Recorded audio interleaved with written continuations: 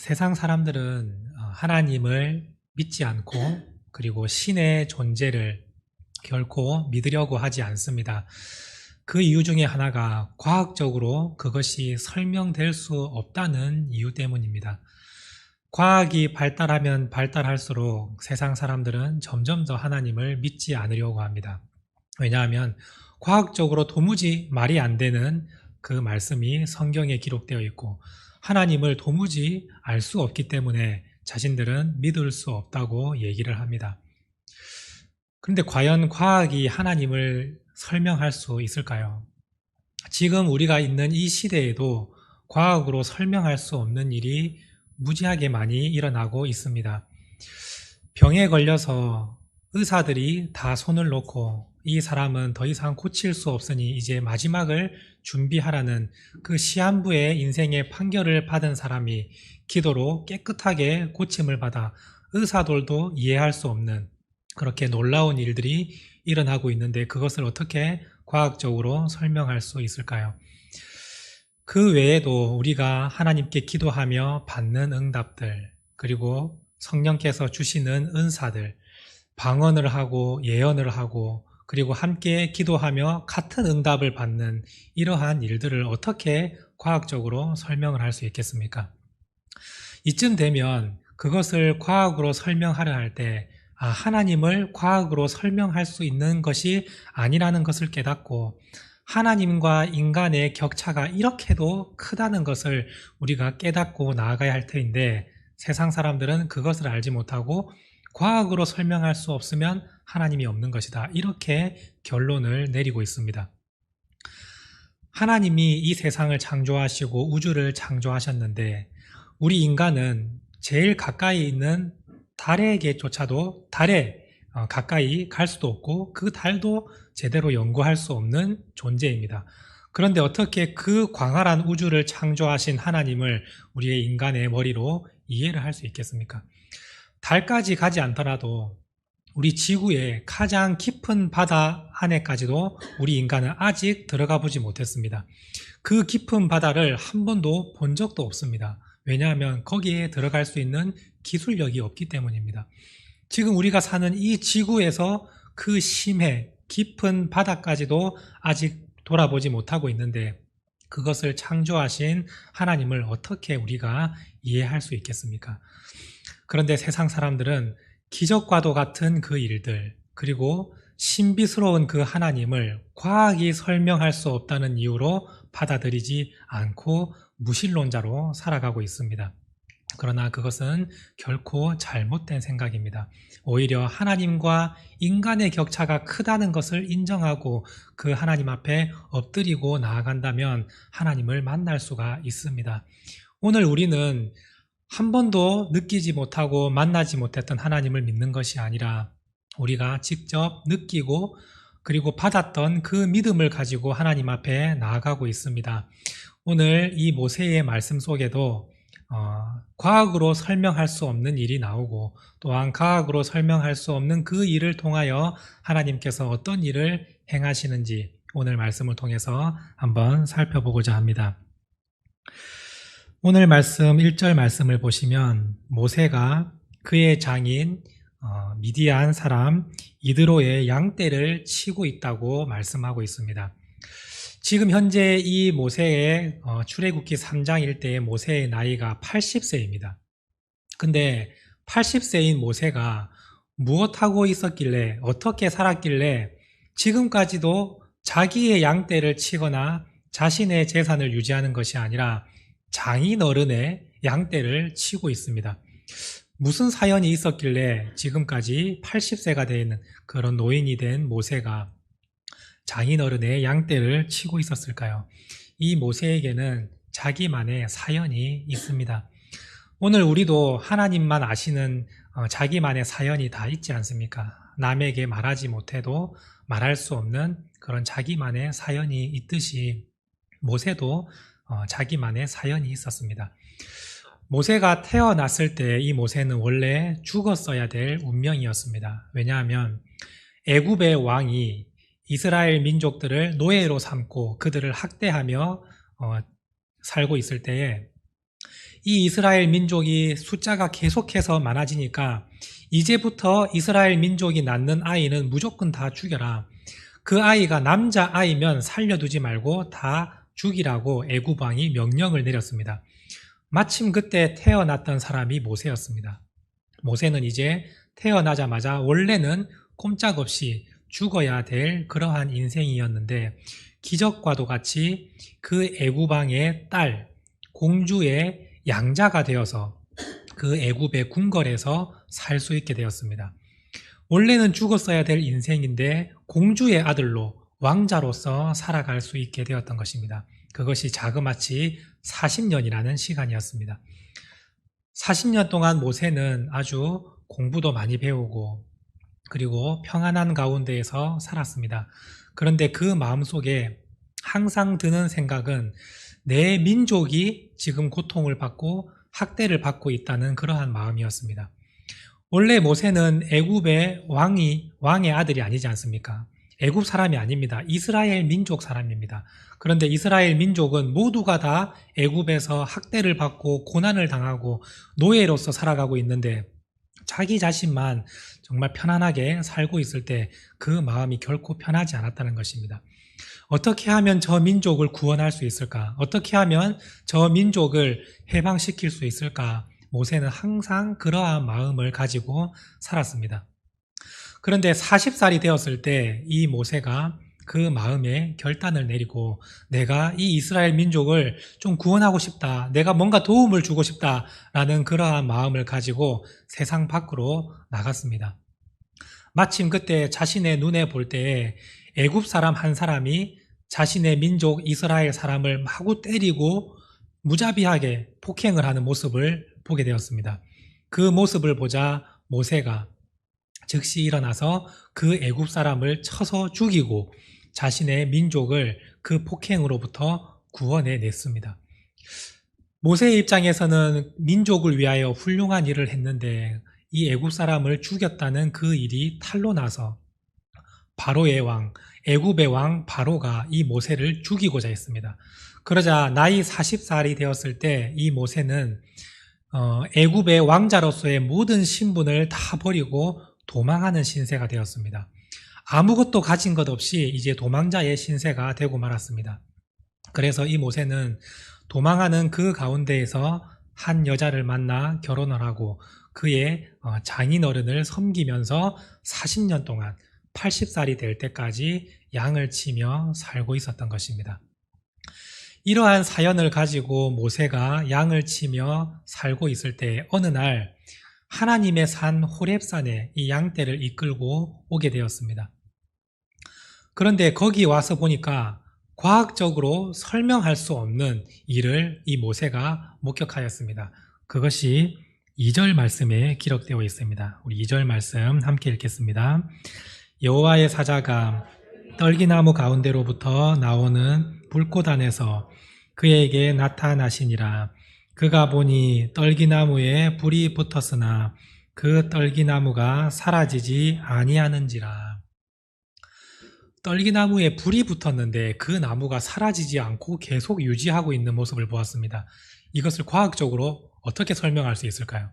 이건 과학적으로 설명을 할 수가 없는 일입니다. 그런데 모세도 그것을 알고 있었습니다. 이러한 일이 있을 수가 없는데 어떻게 이러한 일이 있는가 하면서 신기해하면서 그 불이 붙은 떨기나무에 가까이 나아가서 다시 한번 보았습니다. 그런데 거기서 하나님의 음성이 들리기 시작합니다. 모세 자신의 이름을 부르시는 하나님의 음성을 그 불이 붙은 떨기나무 가운데에서 보게 된 것입니다. 이것은 모세가 하나님을 인격적으로 1대1로 처음으로 만나는 장면입니다. 80살이 될 때까지 모세는 그냥 귀로 듣고 마음으로 하나님이 계신다는 사실을 믿고 나아갔지만 한 번도 하나님을 직접 인격적으로 만나지 못했는데 지금 모세가 호렙산에서 하나님을 직접 1대1로 만나는 인격적인 만남을 가지게 된 것입니다. 우리도 보통 처음 하나님을 인격적으로 만나게 될 때를 한번 생각해 보십시오. 아마 여기 계신 분들 중에 인격적으로 하나님을 만나신 분도 계시고 아직은 그 하나님을 만나지 못하고 그냥 작은 믿음으로 하나님이 계신 것 같은 그러한 믿음으로 이 자리에 나오신 분도 계실 것입니다. 그런데 지금 내가 작은 믿음, 하나님이 계신 것 같은 그러한 믿음으로 나왔다고 해서 결코 실망하지 않으시길 바랍니다. 왜냐하면 성경 말씀에도 믿음으로 믿음에 이르게 한다라고 말씀하고 있습니다. 내가 지금 작은 믿음을 갖고 있지만 그 작은 믿음을 통해서 하나님은 큰 믿음을 이루어 주신다고 말씀하십니다. 그 작은 믿음으로 끊임없이 주님 앞에 나오시면 하나님께서 여러분들에게 인격적으로 만나 주실 때가 반드시 올 것입니다. 모세가 보았던 그 큰 광경, 하나님과 인격적으로 만나는 그 큰 광경이 모든 성도님들에게 반드시 임할 것입니다. 그러므로 지금 내가 작은 믿음을 갖고 있지만 결코 실망하지 마시고 하나님을 붙들며 말씀대로 끝까지 살아보시길 바랍니다. 오늘 인격적으로 하나님을 만나보신 분들은 아실 것입니다. 그 하나님의 그 놀라운, 하나님의 그 음성, 하나님을 나를 통한 그 기적들 경험하신 분 분명히 계실 것입니다. 하나님께서 여러분들을 만나주시면 이렇게 모세가 고백했던 것 같이 참으로 큰 광경이다라고 고백할 수 있다는 것을 잘 아실 것입니다. 오늘 이 모세가 하나님을 인격적으로 만났을 때 하나님께서는 제일 먼저 하신 말씀이 있습니다. 그 말씀이 5절의 말씀입니다. 5절 말씀 함께 읽겠습니다. 하나님이 이르시되 이리로 가까이 오지 말라. 내가 선 곳은 거룩한 땅이니 내 발에서 신을 벗으라. 하나님께서 인격적으로 모세와 만나시면서 가장 먼저 하신 말씀은 이리로 가까이 오지 말고 네 발에서 신을 벗으라 이렇게 말씀하셨습니다. 먼저 가까이 다가오지 말라고 하신 것은 지금 모세가 하나님을 처음 인격적으로 만나고 신기하고 호기심에 하나님께 가까이 나아가고 있는데 그러한 호기심으로 나오는 것 이제 멈추고 내가 너와 함께 만나고 대화하는 말에 귀를 기울이라 라는 말씀입니다. 더 이상 호기심으로 가까이 나오지 말고 거기에 딱 멈추어 서서 내가 하는 이야기를 들어라 이러한 말씀입니다. 또한 이 땅은 거룩하니 네가 발에서 신을 벗으라 라는 말은 네가 너의 인생의 주도권을 하나님께 내어놓고 겸손과 순종으로 하나님께 나오라 라는 말씀입니다. 따라서 신발을 벗는다는 의미는 내가 하나님을 온전히 의지하고 내 인생의 주도권을 하나님께 내어드린다는 말씀이 바로 발에서 신을 벗는다는 것입니다. 이 땅은 거룩하니 네 발에서 신을 벗어라. 거룩하신 하나님께 너의 주도권을 내어드리고 온전히 하나님만 의지하며 순종하라라고 하나님께서 말씀하신 것입니다. 하나님을 인격적으로 만난 사람은 하나님을 인격적으로 만나기 전에 자신의 모습과 완전히 달라지는 부분이 하나가 있습니다. 그것이 뭐냐면 내 주도권을 하나님께 내어드리는 것입니다. 하나님을 인격적으로 만나기 전에 내가 작은 믿음을 가지고 있을 때는 내가 무언가를 해보려고 합니다. 그래서 하나님 제가 이거 하고 싶은데 저를 좀 도와주십시오. 내가 먼저 가고 하나님이 뒤에서 도와주는 이러한 신앙을 가지고 살아가지만 위대하신 하나님을 인격적으로 만나는 순간 주도권이 하나님께로 넘어갑니다. 이제 하나님이 하시면 그 일을 제가 따르겠습니다. 이러한 신앙인으로 변화가 되게 됩니다. 모든 그리스도인들이 다 이렇게 변화가 됩니다. 인격적으로 하나님을 만나면 내 주도권을 내가 가진 것이 아니라 이제 하나님께 내어드리고 하나님께서 하시는 대로 내가 따라 살아가는 그러한 인생으로 바뀌게 되는 것입니다. 오늘 하나님께서 모세에게 그것을 말씀하고 계십니다. 하나님께서 주도권을 이제 나에게 달라고 말씀하실 때 하나님은 이 모세에게 이제 내가 너를 내 마음대로 할 테니까 내 명령대로 따라 움직여라 이러한 말씀이 아닙니다. 하나님께서 먼저 일을 행하시니 너는 나를 따라오라 라는 말씀입니다. 하나님께서 모세를 만나시고 모세에게 사명을 부여하시면서 너는 이제 앞으로 이스라엘을 애굽의 노예에서 해방시키고 그들을 구원시키고 하나님의 백성으로 온전하게 세우는 일을 네가 감당하라라고 말씀을 하시면서 내가 뒤에서 명령할 테니까 내 명령대로 네가 움직여라 라고 하나님은 말씀하지 않으십니다. 내가 먼저 그 일을 가서 할 테니 너는 뒤따라오라 하나님은 말씀하고 계십니다. 지금 이전에 네가 네 주도권을 가지고 살아갈 때 너의 모습이 어떠했는지를 한번 생각해봐라. 네가 네 능력으로 뭔가를 해보려고 할 때 지금 네 모습 어떠하냐? 장인어른의 양떼를 치고 있지 않느냐? 네가 지금까지 이룬 것이 무엇이 있느냐? 하나님은 그것을 보게 하시고 이제는 주도권을 나한테 넘겨라. 내가 너를 이끌고 갈 테니 너는 이제 완전히 다른 변화된 삶을 살 것이고 너의 인생의 결과는 지금과는 완전히 다르게 될 것이다. 이전까지는 장인어른의 양떼를 쳤다면 이제는 하나님의 목자로서 하나님의 백성을 세우는 일을 네가 감당할 수 있게 될 것이다. 하나님은 말씀하시면서 8절 말씀 초반부를 보시면 하나님이 내가 내려가서 그들을 애굽인의 손에서 건져낼 것이다. 하나님이 먼저 가서 그 일을 할 것이라고 말씀하시고 9절 말씀에 이어서 이제 가라라고 말씀하십니다.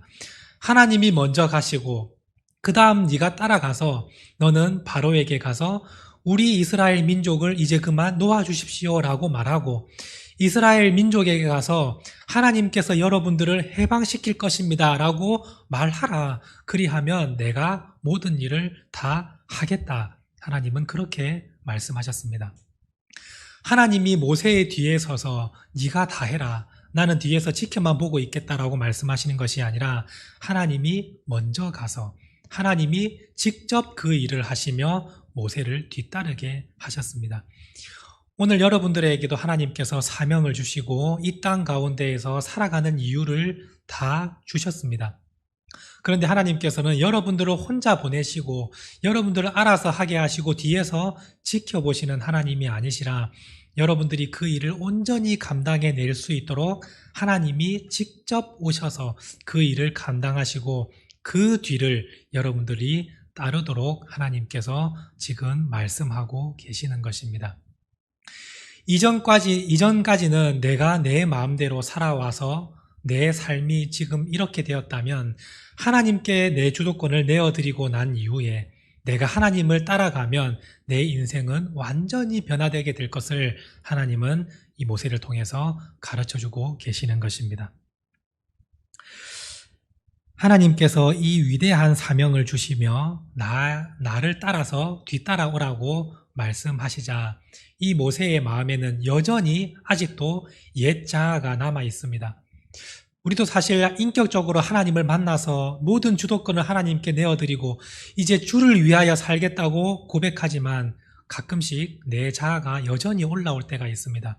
옛날에 내가 했던 방식대로 그대로 살아갈 때가 있습니다. 오늘 모세도 하나님을 인격적으로 만났는데 하나님께서 내가 함께하고 내가 먼저 갈 테니 따라오라고 말씀하고 계시는데도 불구하고 모세는 옛날 자신의 방식을 생각하며 나는 그것을 할 수 없습니다 라고 얘기합니다. 왜냐하면 예전에 자신이 직접 한번 이스라엘 민족을 구원해 보려고 했을 때 그 결과는 도망자 신세가 되었지 않습니까? 실패하고 말았습니다. 그래서 모세는 또 얘기합니다. 하나님, 나는 못합니다. 나는 그럴 자격이 없습니다. 나에게는 그러할 능력이 없습니다. 지금 제 모습을 보십시오. 지금 저는 장인어른의 양떼나 치는 하찮은 존재에 불과합니다. 하나님이 말씀하신 그 일을 이룰 수가 없습니다. 라고 고백을 하고 있습니다. 그런데 하나님께서는 분명히 말씀하셨습니다. 내가 먼저 가서 그 일을 하고 너를 뒤따르게 할 것이다 라고 말씀하셨는데 이 모세는 그 하나님의 마음을 제대로 이해하지 못하고 자신의 원래 방식대로 하나님 제가 가면 할 수 없습니다. 이러한 고백을 하고 있는 것입니다. 그러자 하나님께서 다시 한번 모세에게 그 말을 알아들을 수 있도록 설명해 주십니다. 12절 말씀을 보시길 바랍니다. 함께 읽겠습니다. 하나님이 이르시되 내가 반드시 너와 함께 있으리라.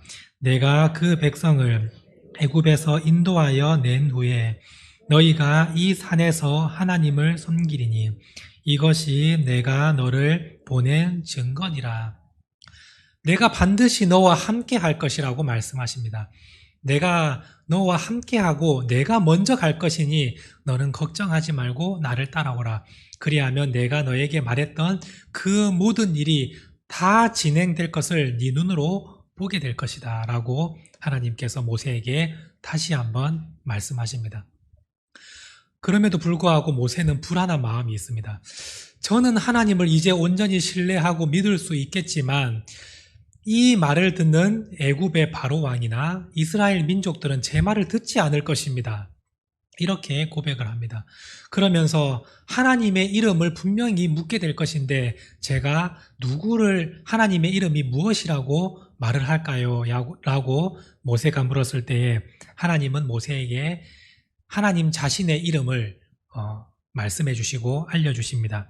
14절 말씀을 보시면 하나님이 모세에게 이르시되 나는 스스로 있는 자이니라 라고 말씀하십니다. 하나님의 이름이 스스로 있는 자라는 이름입니다. 뭔가 이름이 조금 이상하다고 생각이 되시죠? 이 스스로 있는 자는 하나님의 이름의 뜻을 풀어서 설명하면 스스로 있는 자가 되는데 이 하나님의 이름을 우리가 발음을 할 때는 어떻게 발음이 되느냐? 야훼라고 발음이 됩니다. 야훼. 혹시 들어보신 적이 있으신가요? 우리 성경에는 그 발음을 여호와라고 기록하고 있습니다. 이 여호와나 야훼나 같은 단어인데 발음만 다를 뿐입니다. 똑같은 단어의 글자입니다. 이 야훼의 이름이 뜻이 바로 스스로 있는, 스스로 존재하는, 존재라는 그 이름의 그 뜻이 담겨 있습니다. 이 야훼라는 이름을 그 누구도 정확하게 풀어내는 사람은 없습니다. 다만 비슷하게 가장 가깝게 풀어낸 것이 스스로 있는 자, 그리고 두 번째 뜻이 존재하게 하는 자라는 뜻입니다. 잘 생각을 해보시면 스스로 있는 자, 하나님께서는 누군가에 의해서 창조되고 무언가에 의해서 만들어진 그런 존재가 아니라 하나님은 태초부터 스스로 계신 분이라는 의미입니다. 그리고 존재하게 하는 자, 그 말뜻은 하나님께서 모든 것을 창조하시고 만드신 분이라는 뜻입니다. 오늘 우리도 이 세상에 존재하지 않습니까? 그러면 그 존재하게 하시는 분이 누구시냐? 바로 여호와, 야훼시라는 것입니다. 오늘 여러분들 가운데 내가 살아가는 목적이 무엇인지, 지금 내 인생은 왜 이런지, 나는 무엇을 해야 하는지, 나는 어떻게 살아야 되는지 아직 정확하게 그 뜻을 알지 못하셨다면 하나님께 구해보시길 바랍니다. 여러분들이 존재하는 그 이유를 하나님께서 아시기 때문입니다. 우리가 존재하는 이유는 하나님께서만 알고 계십니다. 왜냐하면 존재하게 하시는 분이 하나님이시기 때문입니다. 그 하나님을 만나게 되면, 인격적으로 만나면 우리가 이 땅에 존재하는 이유가 무엇인지, 내가 살아가는 목적이 무엇인지 분명하게 깨달아지게 됩니다. 오늘 그 하나님께서 나는 스스로 있는 자가 내가 너에게 명령하고 내가 그 모든 일을 해결하고 내가 너와 함께 할 것이라고 하나님은 말씀하고 계시는 것입니다. 오늘 이 스스로 계신 여호와 하나님을 우리가 붙들고 그분에게 내 주도권을, 모든 것을 내어드리고 하나님의 나아가심 따라 내가 따라 살아간다면 오늘 여러분들은 이전과는 완전히 다른 새로운 삶을 살게 될 것입니다. 지금 내 모습은 보잘것없고 지금 내가 이룬 것은 아무것도 없다 할지라도 하나님께 내 모든 주도권을 내어드리고 내가 그분을 따라간다면 하나님께서 여러분들의 인생을 완전히 바꿔주시고 변화시켜 주실 것입니다.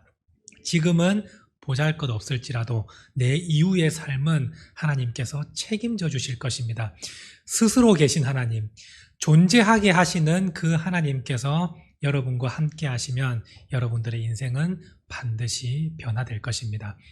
오늘 이 모세는 그 하나님께 주도권을 내어드리고 하나님을 따라갔습니다.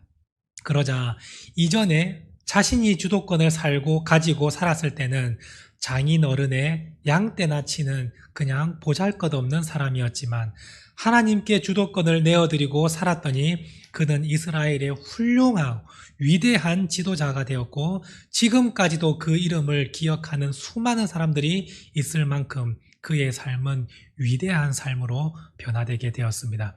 오늘 여러분들도 이전의 삶에서 이후 하나님을 통하여 위대한 인생이 될 수 있도록 하나님께서 역사하시고 함께 하시기를 원하고 계십니다. 그러므로 그 하나님께 여러분들의 신발을 벗고 거룩하신 하나님 앞에 내 주도권을 내어드리고 하나님을 온전히 신뢰하고 믿고 따라 살아가는 믿음의 백성들 되셔서 내가 이 세상에 존재하는 그 목적대로 하나님이 주시는 그 사명을 멋지게 감당하여 하나님께 칭찬받는 믿음의 백성들 될 수 있기를 간절히 바랍니다. 함께 기도하시겠습니다. 하나님 감사합니다. 오늘 우리를 주의 전에 불러주시고 하나님의 말씀을 듣고 결단하게 하심에 감사를 드립니다.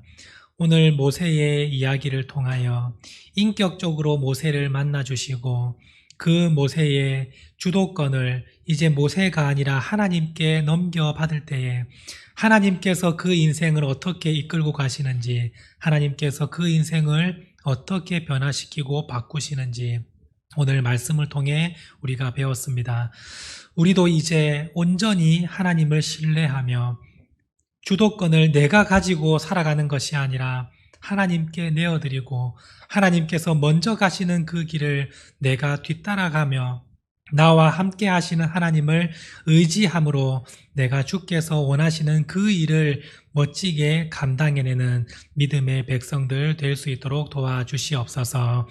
우리가 이 세상에 존재하는 것은 다 목적이 있습니다. 살아가는 데는 다 이유가 있습니다. 하나님께서 우리를 다 창조하시고 지으셨다는 그 목적이 있습니다. 그 목적을 하나님을 만나고 깨닫게 하시고 그 목적을 이루며 살아가는 믿음의 백성들 될 수 있도록 하나님 함께하여 주시옵소서. 감사드리며 예수님의 이름으로 간절히 기도드립니다. 아멘.